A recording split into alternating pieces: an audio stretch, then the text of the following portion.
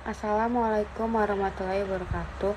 Perkenalkan, nama saya Cindy Claudia Rakbau dari kelas MA 22C16. NIM saya 11221031.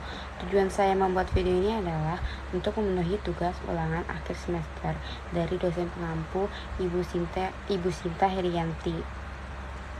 Hari ini saya akan menyampaikan presentasi saya mengenai strategi komunikasi dan negosiasi di tempat saya bekerja, yaitu PT Cahaya Sinar Gemilang. Berikutnya ada definisi komunikasi dan negosiasi bisnis. Komunikasi bisnis adalah proses pertukaran informasi yang terjadi di dalam lingkungan kerja dengan tujuan untuk menyampaikan pesan secara efektif agar kegiatan operasional berjalan lancar. Sementara itu, negosiasi bisnis adalah proses tawar-menawar antara dua pihak atau lebih untuk mencapai kesepakatan yang saling menguntungkan. Kedua proses ini sangat penting untuk menjaga hubungan kerja yang harmonis serta meningkatkan efisiensi menyelesaikan konflik atau kendala secara profesional. Slide berikutnya ada manfaat komunikasi dan negosiasi dalam dunia kerja. Komunikasi dan negosiasi yang baik mampu meminimalisir kesalahpahaman, menciptakan produktivitas tim, menciptakan lingkungan kerja yang positif, menjaga kepuasan dan kepercayaan pelanggan, serta mendukung pencapaian target bisnis perusahaan.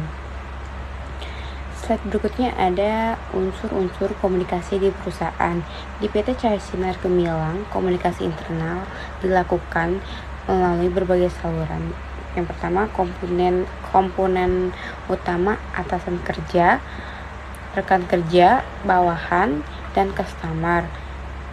Serta ada saluran komunikasi baik berupa grup WhatsApp, email kantor, rapat mingguan, serta laporan harian. Dan gaya berbicaranya sangat formal, saat rapat santai di chat tetapi tetap profesional. Perusahaan juga mengandalkan aplikasi manajemen proyek untuk menyampaikan update pekerjaan antara tim. Slide berikutnya ada contoh kasus komunikasi dan negosiasi. Saya pernah mengalami satu kejadian saat bekerja sebagai staf administrasi logistik. Suatu ketika tim sales melakukan konfirmasi pengiriman barang kepada customer tanpa mengecek kesiapan di gudang. Jadinya barang tidak dikirim sesuai jadwal dan pelanggan sangat kecewa saat itu. Pihak yang terlibat dalam tim sales, warehouse, dan customer service itu menyampaikan permintaan pengiriman secepat mungkin kepada pelanggan. Selanjutnya ada analisis proses komunikasi. Komunikasi itu terjadi melalui pesan singkat di grup WhatsApp. Sayangnya pesan tersebut tidak dikonfirmasi oleh pihak gudang karena pada saat itu sebagian besar staf sedang cuti. Komunikasi bersifat satu arah dan kurangnya ada follow up. Hal ini menunjukkan bahwa tidak adanya umpan balik bisa menyebabkan miskomunikasi yang berdampak langsung pada operasional. Selanjutnya ada strategi, gaya, dan saluran. Strategi komunikasi yang digunakan pada kasus ini bersifat terburu-buru dan sangat informal. Gaya komunikasi dominan langsung direct, tetapi tidak ada kejelasan tanggung jawab. Saluran komunikasi yang digunakan hanyalah pesan teks tanpa komunikasi lisan atau meeting secara singkat. Hal ini menjadi titik lemahnya dalam proses koordinasi antara divisi. Selanjutnya ada hambatan dan solusi. Hambatan utamanya minimnya konfirmasi tertulis dari pihak warehouse, kurangnya komunikasi lintas divisi menjelang hari libur panjang. Solusi yang diterapkan oleh manajemen antara lain membuat SOP komunikasi antar divisi, menunjukkan pitch atau person in charge yang bertanggung jawab menyampaikan laporan harian ke semua tim.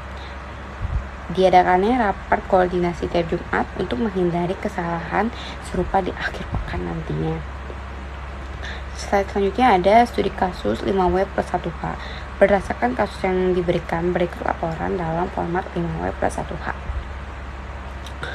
Terjadinya miskomunikasi antara tim yang menyebabkan keterlambatan pengiriman. Tim sales dan tim warehouse PT PT Cahaya Sinar Gemilang when Senin 30 Mei 2025 setelah long weekend where kantor pusat dan gudang PT Cahaya Sinar Gemilang yang berlokasi di Bekasi. Why? Kurangnya koordinasi karena staf banyak yang cuti dan tidak adanya follow up. How? Pengiriman barang terlambat 2 hari menyebabkan komplain dari customer. Solusi yang dilakukan adalah membuat sistem pelaporan harian berupa SOP, yaitu komunikasi baru, serta memperkuat peran pitch di setiap divisi. Dari pengalaman tersebut, saya belajar bahwa komunikasi dan negosiasi yang efektif tidak hanya membutuhkan kejelasan pesan, tetapi juga perlu saluran dan strategi yang tepat. Komunikasi yang baik itu fondasi kerja sama tim dan kesuksesan perusahaan. Baik, saya akan menjelaskan dokumen pendukung atau portofolio dari masalah perusahaan PT Cahaya Sinar Gemilang yang saya presentasikan tadi. Ini ada SOP. Yang pertama ada SOP komunikasi antar divisi. Setiap pengiriman barang harus melalui tahapan berikut. Yang pertama ada tim sales mengirim form permintaan pengiriman atau FPP. Yang kedua, FPP dikirim ke tim warehouse melalui email dan dikonfirmasi secara lisan. Yang ketiga, warehouse memberikan persetujuan tertulis maksimal dalam 2 jam kerja.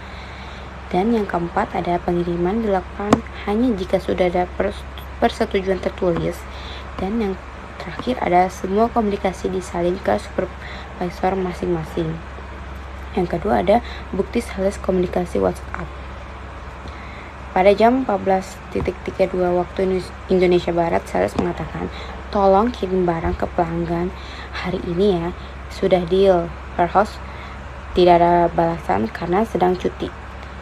Dan terjadinya tidak ada follow up menyebabkan terjadinya miskomunikasi.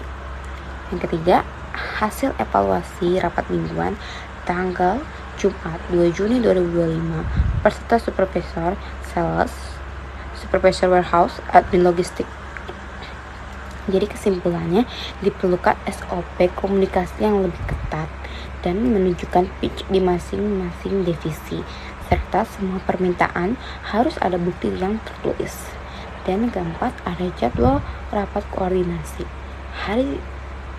Jadi setiap hari Jumat, waktunya dari jam 2 siang sampai jam 3 sore waktu Indonesia Barat, beserta semua kepala divisi.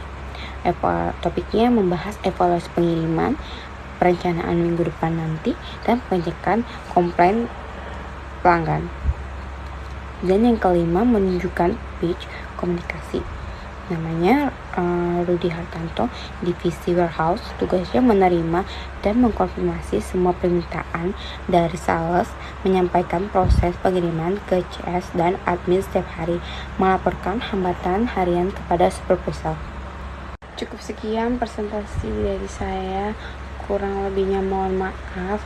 Wassalamualaikum warahmatullahi wabarakatuh.